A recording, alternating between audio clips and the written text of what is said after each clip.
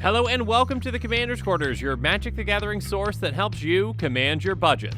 This show and episodes like this one are possible thanks to viewers like you. If you're looking for an easy way to help support this show, make sure that you like, share, and subscribe. Also, hit that bell notification icon so you don't miss any new episodes. You can also go check out our playmats and other merchandise at thecommandersquarters.com. Another easy way to support this show is with our TCG player affiliate links. So whether you're buying a deck or individual cards, you can use this general link right here or one in the description. And the final way that you can support this show is by supporting us directly by becoming a patron. There are many benefits to being a patron, and I truly couldn't do this without all their support. There's even a brand new Brigadier General tier where you can get a shout out on a Commander's Quarters episode that's dedicated to you. Hey everyone, Mitch coming in from the Commander's Quarters studio. Welcome to the show.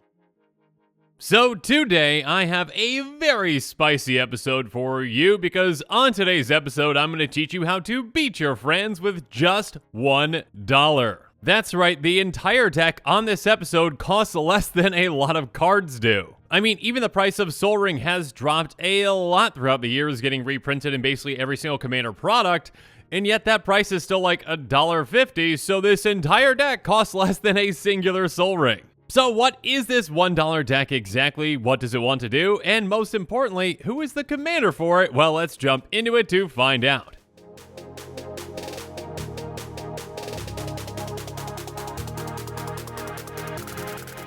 So when I went about building this deck, well, the first step obviously was to pick the commander for it, so I went on to Scryfall, and if you've never been on Scryfall, please check it out. It is an amazing website, and yeah, it helped me evaluate what potential commanders might be out there that are themselves very budget-friendly, because yeah, the commander's cost is being counted here too. So after looking through, about 358 commanders and evaluating which one could be incredibly impactful still on the very smallest of budgets, I ended up on one that could really still pack a punch and provide you a lot of value, even with cards that are just 1 cent. Because, yeah, the vast majority of cards in this deck have got to be 1 cent to actually have enough cards for the deck.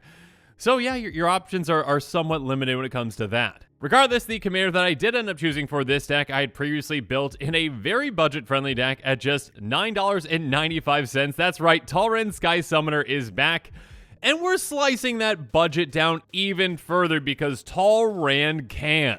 Yeah, so if you thought that deck was budget-friendly, get ready for this one. Talrand is an incredible budget commander because, well, Talrand provides you a ton of value and is basically just a win condition for the deck that you're building around it. And again, since you're building the deck on the smallest of small budgets, you need a commander that can essentially win the game for you. This commander is going to be one that can actually utilize cards at this price point and help make them more effective than they ever would be. Regardless, let's go through Talrand really quick in case you don't know what Talrand does. He's a 2/2 Merfolk Wizard for 2 blue, and he says, whenever you cast an instant or sorcery spell, create a 2/2 blue Drake creature token with flying. So this is a very simple and straightforward commander, but one that can actually flood the board really quickly with some evasive creatures that can end up hitting really hard throughout the game. So basically just cast spell after spell after spell, get extra value out of every single one of your spells because yeah, with this deck on this shoestring budget, every single card in this deck, outside of the commander and lands, are instants and sorceries. So we're just basically stapling on every single one of those cards, make a 2/2 Drake with flying. So we're raising the amount of value that we get out of every single one of our cards and basically turning them in again to a win condition. So yeah, even though we're utilizing a bunch of 1 cent cards and a couple of 2 cents, and actually I think there's a 3 cent in there as well, we are getting extra value out of them. And though, of course, yes, at higher budgets, there are definitely cards that are more efficient and more effective, but we're still getting a lot out of these cards. But now let's talk about those instants and sorceries that are going to be making up this deck.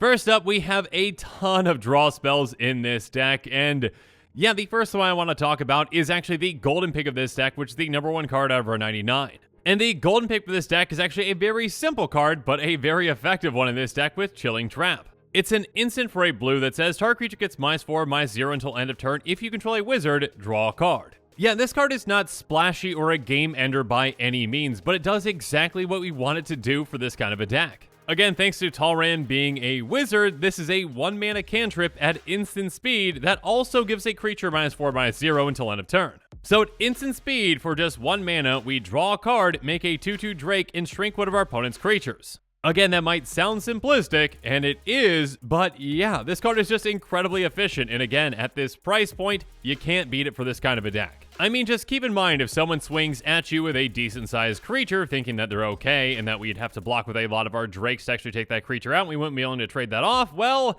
now that creature is smaller, we get an extra Drake, and we can just team block to take it out, and probably only lose like 1 Drake, maybe at the most.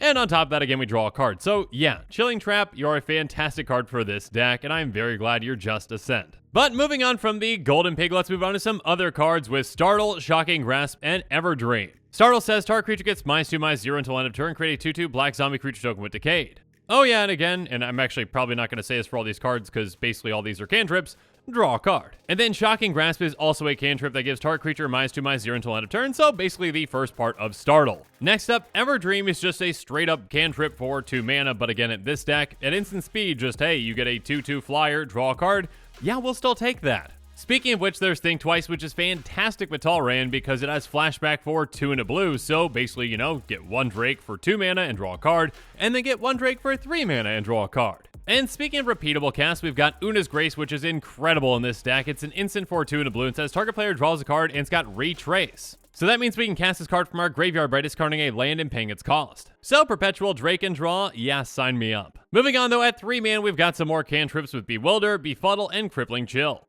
Bewilder is going to make target creature get -3/-0 until end of turn. Befuddle goes slightly higher at -4/-0, and Crippling Chill says tap target creature doesn't untap during its controller's next untap step. We actually have plenty of ways to play around our opponent's creatures, which can definitely help us either defensively or even offensively. On the defensive side of things, Gale Strike can really help us out. It says return target tapped creature to its owner's hand and draw a card. So if someone's swinging at us with a big creature, well, we're just going to send that creature back. And then Glacial Grasp says tap target creature with controller mills 2 cards. That creature's untap during its controller's next untap step and draw a card.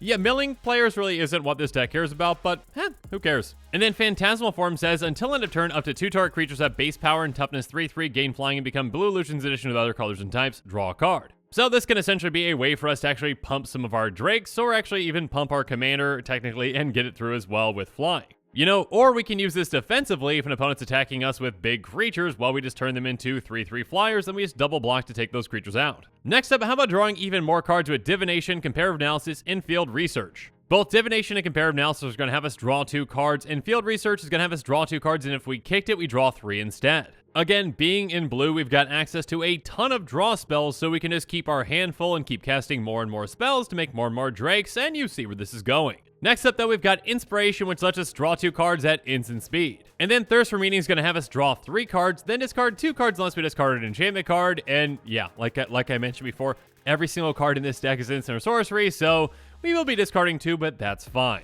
One that might have us just discard 1, though, is Compulsive Research that says target player draws 3 cards, then that player discards 2 cards unless they discard a land card. And yeah, outside of instant and sorceries, obviously we have lands in this deck. Next up, though, we've got Mentor's Guidance, which says when you cast this spell, copy it if you control a Planeswalker, Cleric, Druid, Shaman, Warlock, or Wizard. And again, Talrand is a wizard. Scry 1, then draw a card. So basically, again, we get to do that twice because we're going to be copying it. And then Rain of Revelation has us draw 3 cards, then discard 1 card, and Sift does the exact same thing, but at sorcery speed. And speaking of drawing 3 cards, we've got Vivisection, which makes us sacrifice 1 creature to draw 3 cards. And then Unexplained Vision says draw 3 cards, and if we used at least 3 blue mana to cast a spell, we scry 3, and guess what? We've only got blue mana, so we're good. Moving on, though, we've got some spells that aren't technically draw, but they are card advantage with cards like Strategic Planning and Anticipate. Strategic Planning says look at the top 3 cards of your library, put 1 of them in your hand, and the rest in your graveyard. And then Anticipate says look at the top 3 cards of your library, put 1 of them in your hand, and the rest of them bottom of your library in any order. Moving on, though, we've got some card selection cards with cards like Chain to Memory, Dazzling Lights, and Arcane Subtraction.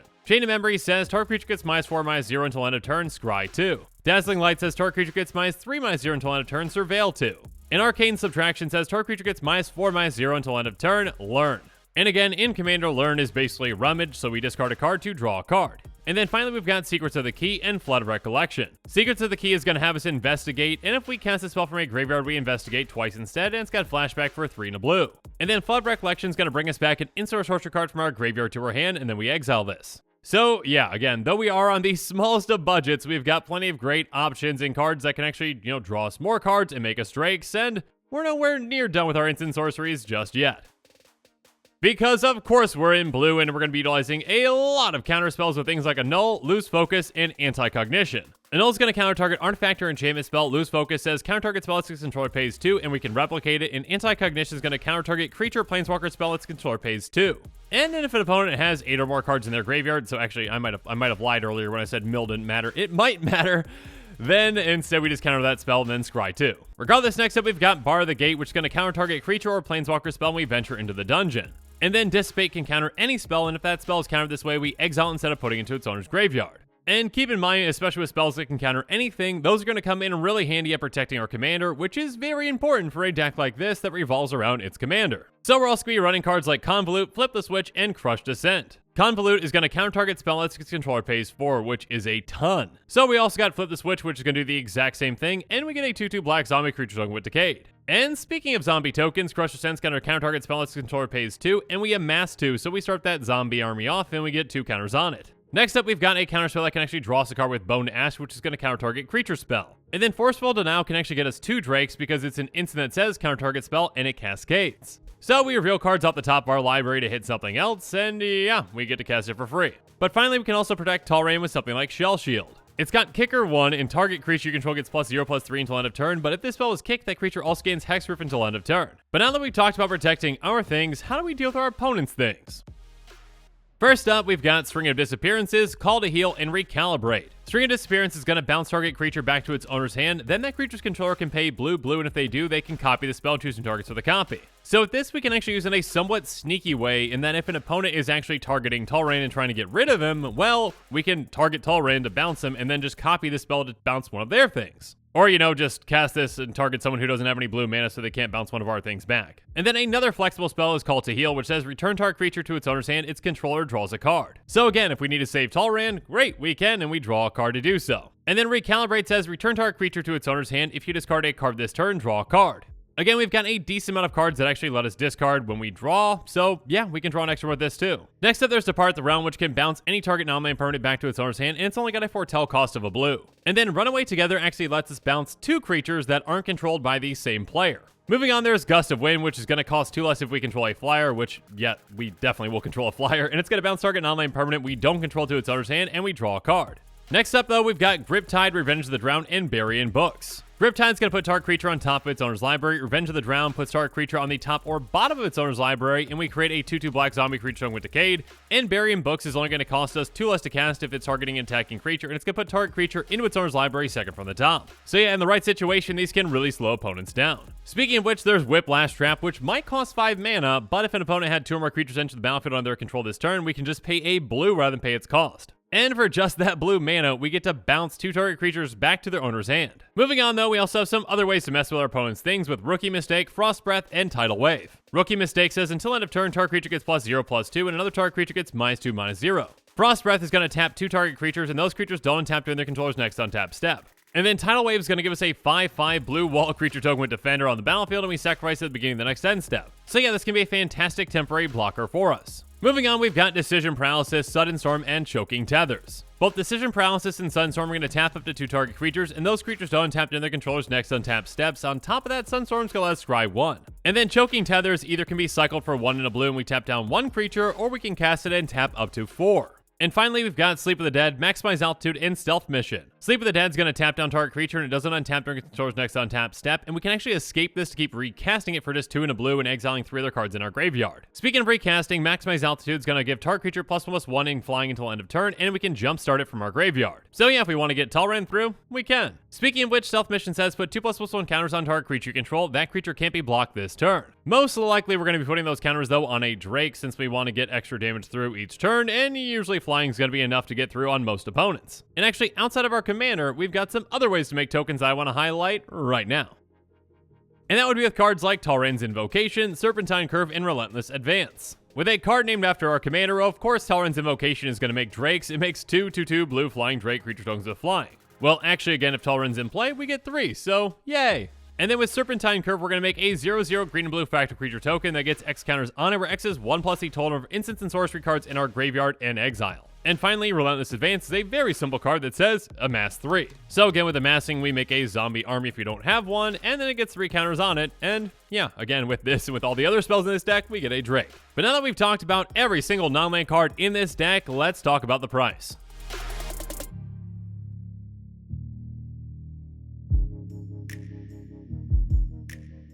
And like I mentioned before, this deck is literally $1. Now, keep in mind that that estimated cost does not include basic lands. But yeah, you might already have the basics for this deck, or like me, maybe you buy your basic lands in bulk so they're incredibly cheap. Yeah, you can get lands for not very much at all. Also, keep in mind that this cost does not include the cost of shipping, which, yeah, is probably guaranteed to be more than the actual cost of the entire deck. But still, at the end of the day, including shipping, you're probably going to be paying, what, like $2 or $3 in total. So, yeah, you can't get much cheaper than that.